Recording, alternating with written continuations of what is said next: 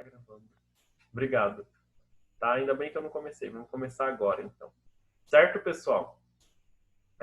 Não esqueçam disso, tá? Vamos, então, dar uma retornadinha aqui, tá? Então, aqui nós temos o território no século XVIII, XIX. Conforme foi passando os séculos, nós tivemos ali o aumento, né, da ocupação em questão das atividades econômicas. Lembrando que vai cair uma questão bem fácil, porém, vocês têm que analisar 2 mapas e vão me escrever a análise desses 2 mapas. O que vocês vão estar vendo, tá? O que tinha no século XVII e o que passou a ter no século XIX, ok? Vai ter uma questão assim, mas vai estar bem especificada na questão, eu só não posso falar, porque senão fica muito fácil para vocês. Mas assim, tá uma prova supimpa. Vocês vão tirar nota máxima, se prestar atenção na hora de fazer. Indígenas no Brasil, que eu comentei ontem com vocês, 1.500 haviam ali entre 1 e 10 milhões de indígenas, divididos em 1.000 povos. Hoje, 2010, né, segundo o IBGE, a população está aproximadamente em 818 mil indígenas. Então, nós temos ali várias populações indígenas, temos várias etnias indígenas, né? Cada um com seus costumes, sua religião, suas crenças, né? Sua língua falada, né? Que são as línguas nativas. Então, cada povo tem as suas próprias características, tá? Ó, estão vendo essa questão? Professora, sua tela tá preta pra mim. Ué, mas você tá vendo o slide? Não, é só slide. Eu tô conseguindo ver o slide, não. Ué, estão conseguindo ver os slides, gente? Sim. Sim. Tenta Estranho. sair e voltar de novo. Qualquer coisa sai, Duda, e entra novamente.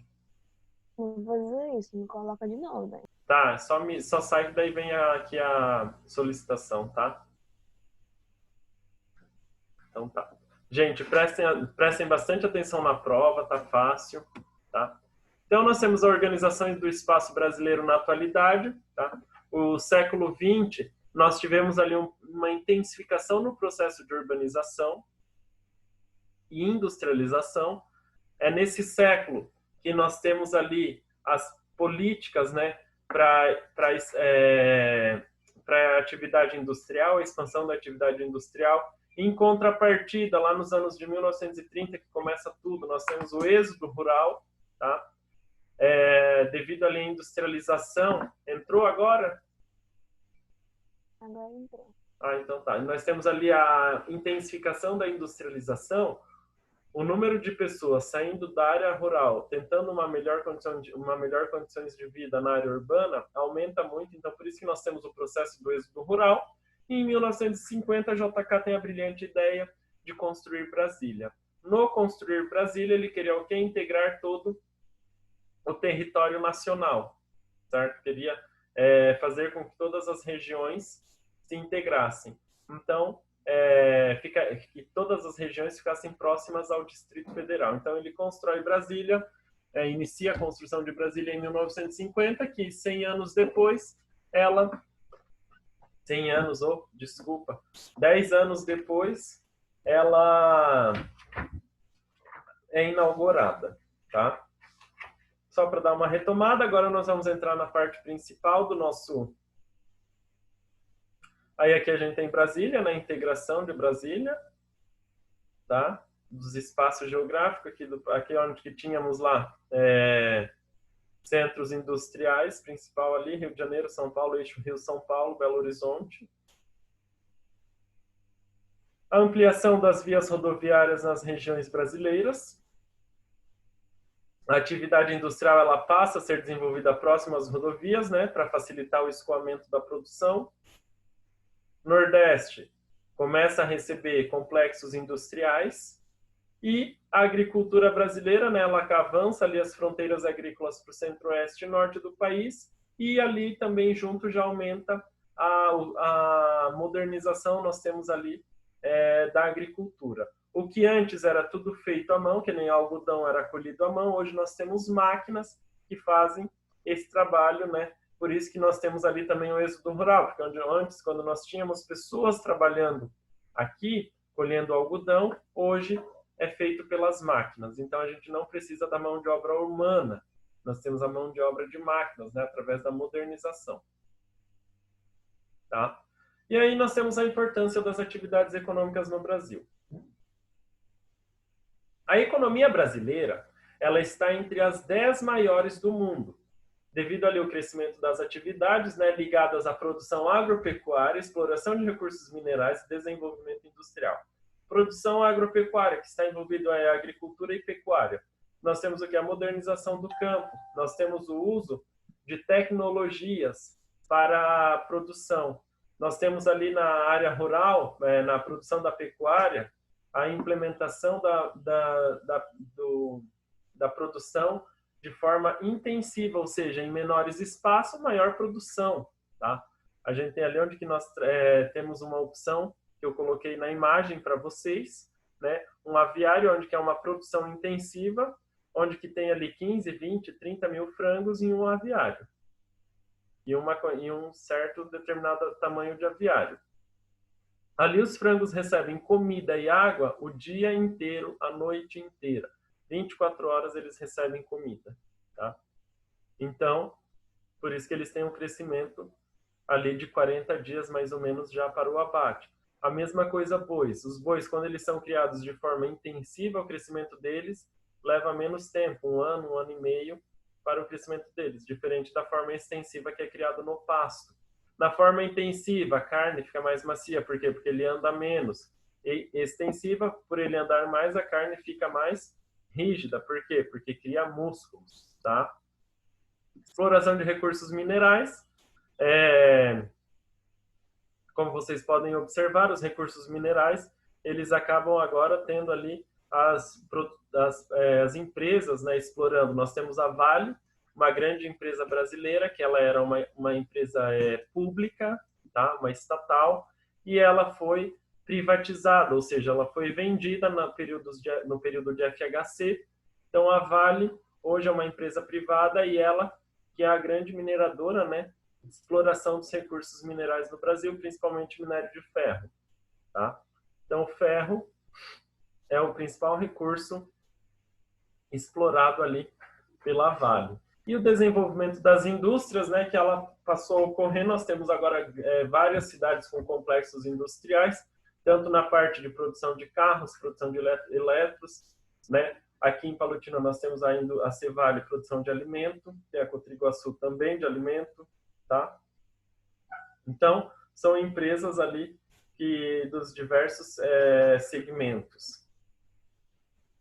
Agricultura no Brasil, qualidade e produtividade dos produtos agrícolas brasileiros, maquinários modernos, tecnologia de ponta. Então, a agricultura ela passou a se tornar muito importante devido à tecnologia, né, que começou a ser utilizada.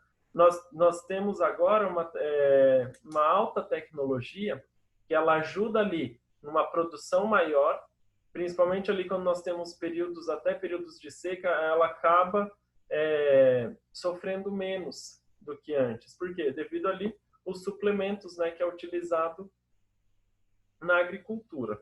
Nós observamos ali na imagem uma grande fazenda, minha fazenda de soja, que eles estão colhendo e plantando.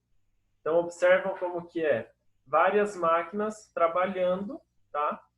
Enquanto nós temos ali algumas retirando o produto, nós já temos as outras máquinas atrás plantando. Por quê? Para não perder tempo. Tá? Grandes extensões de terra, grandes propriedades, é feito dessa maneira. Ok? Os maquinários são de alta tecnologia, tá? Para não perder ali uma quantidade de grãos, né? Para poder ali adquirir o máximo possível, certo? Hoje nós temos o que? Os drones, os famosos drones, eles são utilizados também na produção agrícola. Daí vocês vão perguntar, tá, mas para quê? Para o dono da fazenda não ter necessidade de ficar andando em toda a sua extensão, né? Andando em todo a propriedade. Então, ele usa drones, e esses drones, capturando as imagens em tempo real, ele consegue observar como que está a sua produção, como que está a sua plantação, né? Vai que tem gente roubando milho. Ah, mas isso acontece muito, né? Então, nós temos ali a sua... ele vai cuidar ali da sua plantação através dos drones, ele consegue ver a imagem em tempo real.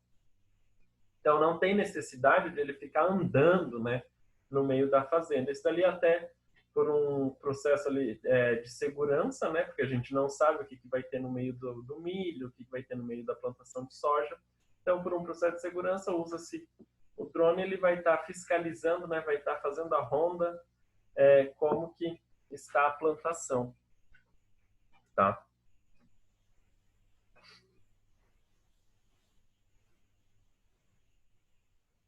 E também nós temos aqui os gêneros agrícolas, né? Café, cana-de-açúcar, laranja, mandioca e soja, que são os principais gêneros agrícolas, né, produzidos aqui no Brasil. E além da monocultura, né, que é a plantação de soja, milho, trigo, aveia, né, existem atividades que são praticadas em pequenas e médias propriedades. Essas pequenas e médias propriedades são aquelas as propriedades que elas cultivam ali para o sustento da família e para o comércio de alimentos. Elas estão voltadas ali na área de hortaliças, ovos, né? Então, nós temos nas pequenas propriedades mandioca também, que é vendido. Nós temos esse tipo de produção. Quando eu falo em mandioca, desculpa, gente.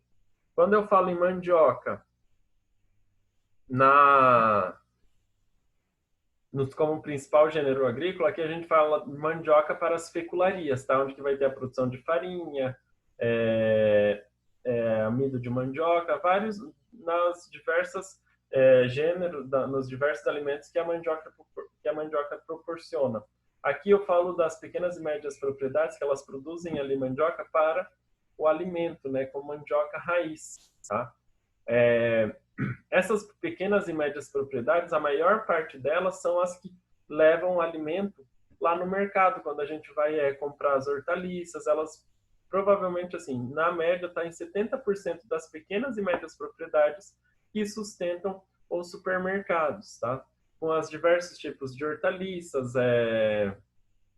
mandioca, frutas. Então, são vários meios, né, que essas pequenas e médias propriedades elas estão envolvidas, principalmente ali nas pequenas cidades. Além dessas pequenas e médias propriedades estarem ali envolvidas com a feira do produtor rural, tá?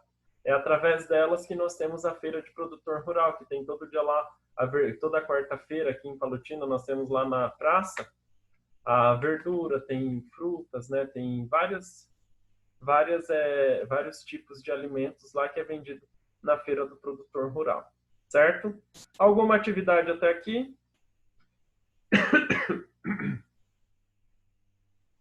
Aí nós temos a pecuária no Brasil, né? Que eu falei para vocês que ela é feita de duas maneiras. Então, a criação de animais é uma atividade desenvolvida em muitas propriedades rurais do país, ocupando aproximadamente 197 milhões de hectares, tá? A pecuária, ela vem desde o período colonial do Brasil, tá? Ela vem com o crescimento do país desde o período colonial, tá? Aonde que ele é utilizada, principalmente na região amazônica, em lugares que tem o desmatamento, a pecuária é utilizada para o rebanho limpar a área, para depois implementar a produção de soja ou milho. As principais criações são bovinos, suínos e aves, búfalos lá no estado do Amapá, Ilha de Marajó, e caprinos no Nordeste. Aqui nós temos uma forma de criação extensiva, tá? A criação extensiva é onde que eu uso menos... o gado ele permanece solto, né, em pastagens, uso de menos tecnologia, o único cuidado que tem é as vacinas, tá? Contra as principais doenças. Na forma intensiva, nós já temos ali mais do que... Não é só o gado que é criado, nós temos os suínos, tem a avicultura, né, as aves que são criadas, os peixes que são criados em açudes, também é uma forma intensiva de criação, tá? Aqui as vaquinhas que vocês estão vendo são vacas de produção leiteira, tá bom? Que é um derivado do gado, leite, né? Então, o leite é importante ali para a saúde. Então, essas é uma forma intensiva onde que o rebanho ele ganha alimentação de forma assim o dia inteiro, tá? Ele ganha essa alimentação o dia inteiro, aonde que usam rações, técnicas modernas para uma melhora ali, a engorda do animal, aumento da produção do animal também, tá? Gerando mais lucros, ok? Também temos gados que são criados para o abate dessa mesma maneira, tá? Aí leva menos tempo para o crescimento, né? Eles crescem mais rápido devido ali aos suplementos que eles ganham, suplementos alimentícios. Então, dando mais lucro para quem produz, né? E aqui a aviário, a maioria de vocês conhecem, eu acredito, né? A produção de aves ali em grande escala, grande quantidade. Aqui na nossa cidade, a Cevalha abate mais ou menos por dia 600 mil aves, tá? Por dia isso, certo? Onde que a maior parte dessa produção vai para a exportação. Então, gente, quando vai ter lá para vocês falarem uma questão que vocês vão ter que falar sobre as atividades agropecuárias, o processo de modernização, vocês têm que falar, tá? Como que está a agricultura e a pecuária, ok? Certo? Processo de modernização, agricultura e pecuária, vocês vão me falar ali quais são as técnicas que estão utilizando, o que eles estão utilizando, como está sendo utilizado. Aí vocês vão comentar para mim, certo? Aí nós temos aqui, já falei, né, a maneira extensiva e a maneira intensiva da criação. Principais criações no Brasil: aves, bovinos, caprino fica em 21º lugar no mundo, né, na produção no mundo, equino em 4º lugar, ovino 18º e suíno em 3º. Então nós temos ali as principais mesmo, como aves, bovino, equino e suíno. As maiores produções em escala mundial do Brasil, em cabeças, né? Olha lá, aves, 13 bilhões de aves, 135 bilhões, 229 milhões. Também não. 1.352 milhões, 291 galinhas. É 1 Não. bilhão, 352 milhões, 291 mil aves, cabeças de galinhas, que é produzida por ano no Brasil. 1 bilhão, mais de 1 bilhão de cabeças de galinha. Vamos fazer uma conta? Mas, professor, algum desses animais você falou vão para exportação, não vão? Uma grande parte vai para exportação. Coloca ali a Cevale, 600 mil galinhas abatidas por dia. Tem 365 dias no ano. Vamos colocar ali 300 dias trabalhado. 320 vezes. Só a Cevale abate 192 milhões de cabeças de frango por ano. Então, imagina, né? 192 milhões de galinhas por ano abatidas na Cevale. Tá? Então, imagina ali assim, 1 bilhão, né, no Brasil inteiro. Certo? Então, já comentei com vocês a criação extensiva e a criação intensiva. Técnica moderna, criação intensiva de animais. Por quê? Porque ele recebe alimentação com a base de nutrição, né? Tem uma nutrição animal. O zootecnista, ele faz a nutrição do animal, aonde que ele vai receber a quantidade exata de alimento que ele precisa para a engorda, para a produção de leite, para o crescimento, tá? Vai receber as rações, todas as fases de crescimento, ração para a fase inicial, ração para a fase da engorda, ração para a fase terminal da engorda.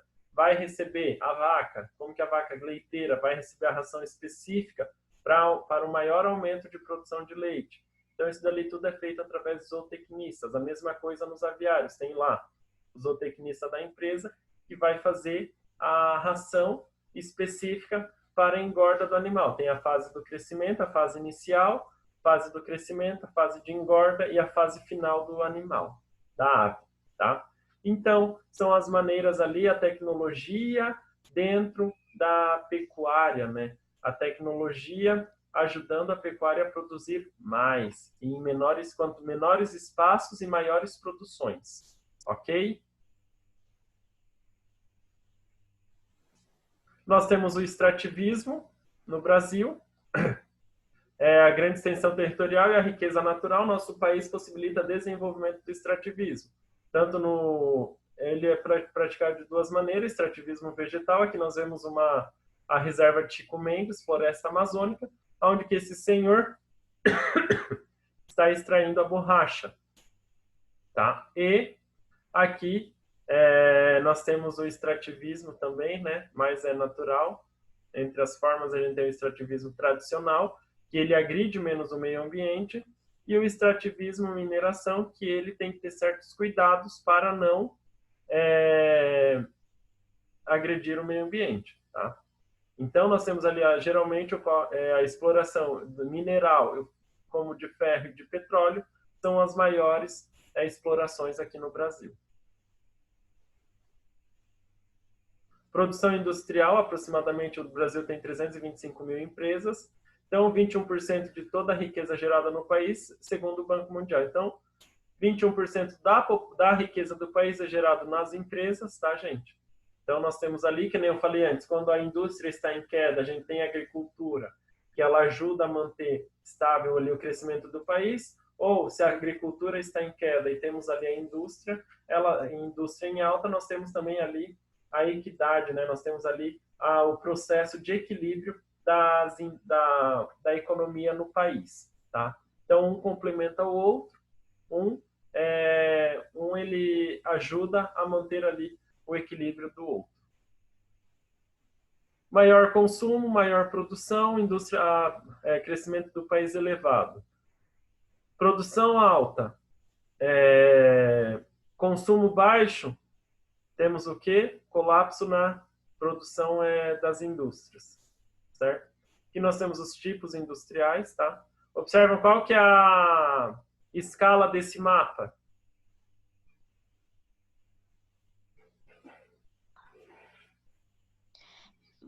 Um centímetro corresponde a 430 quilômetros. Muito bem. Aí, então tá. 1 centímetro, 430 quilômetros, ok. Certinho, viu, Murilo? É o Murilo ou o Nicolas que falou? O Nicolas. O Nicolas, certinho, Nicolas.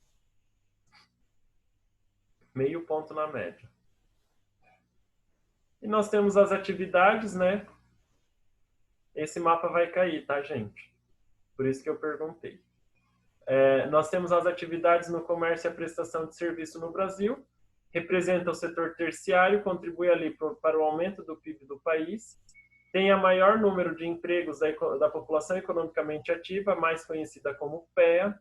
De cada 100 brasileiros, 71 estão ligados nas atividades, ou seja, cada 100 pessoas, 71 estão na atividades de comércio e prestação de serviço no Brasil trabalhando. Tá? Aqui é uma foto de um dentista, né, fazendo uma cirurgia. Aqui é a proporção, né, que representa na economia brasileira. Então, o setor terciário é a maior proporção de pessoas trabalhando, setor secundário e o setor primário. Por que o número de pessoas no setor primário é menor? Devido à alta tecnologia, né, o número de máquinas utilizadas ali na produção agrícola. Então, não precisamos de menos pessoas. Meios de transporte. O país ele tem o quê? Ele provém de rodovias, ferrovias, hidrovias e rotas aéreas. Tá? Então, qual que é o principal? São as rodovias. Tá? Predomínio das rodovias em relação a outras vias de transporte teve início lá no início da década de 70, com o interesse do governo federal em promover a maior integração do território nacional. Se atentem a datas. Tá? Então, nós temos ali o número maior de rodovias nos estados de São Paulo e Rio de Janeiro, na região sul e na região sudeste, tá? É a maior quantidade de hidrovias para carga de pessoas, circulação das indústrias também, né? Tráfego das indústrias. Responsabilidade da conservação das rodovias é do governo, tá? Porém, nós temos ali muitos problemas na rede rodoviária. A maior parte da rede rodoviária está em péssimas condições. Ali a má qualidade do asfalto, sinalização, a ausência de acostamento são alguns dos fatores que contribuem ali pela péssima qualidade das rodovias. Algumas delas são concedidas, o governo concede essas rodovias a empresas privadas, aonde essas empresas privadas elas cobram uma taxa pela circulação de veículos, né? E para manter a manutenção dos trechos concedidos. Então, ali você tem a manutenção, porém você paga para andar nessas rodovias, certo? Então, isso é através do pedágio. As empresas, elas fazem o contrato com o governo, o contrato X, uma taxa valor X, certo? As ferrovias e as hidrovias, a rede hidroviária, ela teve ferroviária, ela teve desempenhou um importante papel ali no século, principalmente na década de 1930, durante a fase áurea do café, né? Antes de termos ali a quebra da Bolsa de Valores de Nova York, em 1929, a produção cafeira do Brasil estava lá na fase áurea. Depois da quebra da Bolsa de Valores, a produção do café caiu, despencou, porque os preços foram lá embaixo. O governo brasileiro, Getúlio Vargas, comprou a produção de café do Brasil e queimou todo o café. Tá? A malha ferroviária se manteve a mesma, estando precária e mal distribuída. Então, hoje nós temos ali a malha ferroviária, a mesma coisa de antes, e está em estado precário. Tá? A malha ferroviária é uma das que menos gasta combustível, assim como a hidroviária. Tá? A utilização no Brasil é limitada. A rede fluvial ela tem 41 mil quilômetros, apenas 21 mil quilômetros são utilizados para navegação, transporte de pessoas e das indústrias também. Aqui, ó, combustível, produção por tonelada, tá? Quantidade de combustível gasto a cada 1.000 toneladas por quilômetros rodados, tá? Nós temos aqui caminhão, 15 litros, o trem, 6 litros e navio, 4 litros. Por que o trem e o navio gastam menos? A quantidade que a gente consegue colocar embarcações num navio, a quantidade que a gente consegue colocar de vagões para um trem carregar. Então, a gente gasta muito menos, gente. É mais econômico. Por isso, e caminhão, né, 15 litros. Por isso que o produto ele acaba se tornando mais caro, devido a maior parte desse transporte ser feito de caminhão. E aqui nós temos as redes de hidrovias, portos e aeroportos no nosso país. Tem lá na página 364, se eu não me engano. Certo, minha gente? Tranquilo até aqui? Alguma dúvida? De boa? Todo mundo preparado para avaliação? Seguinte.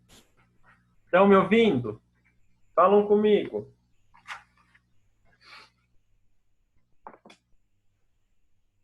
Gente, estão me escutando? E aí, o professor? Então tá Estamos bom. sim. Então tá. Gente, não deixam. Eu vou passar para vocês no cronograma, tá? Os pontos principais. Estudem. Vou passar os slides. Estudem ali. A minha conexão da internet também é instável, tá, gente? Vocês estão me ouvindo bem? Você estava abrindo para mim antes ali até. Mas daí agora voltou. Ah, então tá bom. Estudem, leiam, né? Vê ali as partes principais, estuda através das atividades para facilitar. Tá? A prova vale 35 pontos. Vai ser feito da mesma maneira que as outras avaliações. Tá? Vai cair diversidade de atividades econômicas, atividade agropecuária, localização do Brasil no mundo, escala, meios de transporte, setores da economia. Vão ter que fazer uma análise de 2 mapas, bem facinho, tá, gente? Então, vocês prestem bem atenção na hora que vocês estarão fazendo a avaliação. Façam com calma, não precisa ter pressa para fazer a avaliação. Professores esperam um pouquinho mais, não precisa se preocupar, tá? Por quê? Porque é importante que vocês tiram uma nota boa.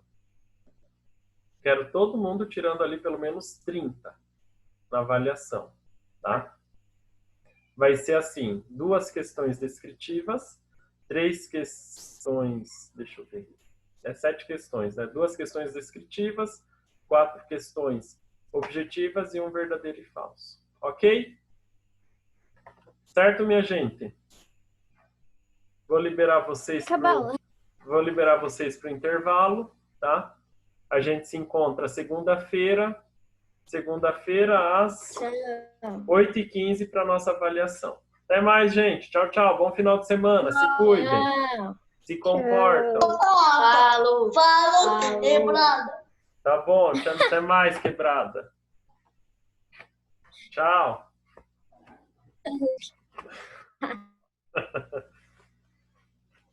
Tchau, gente. Abraços, beijos. Se cuidem.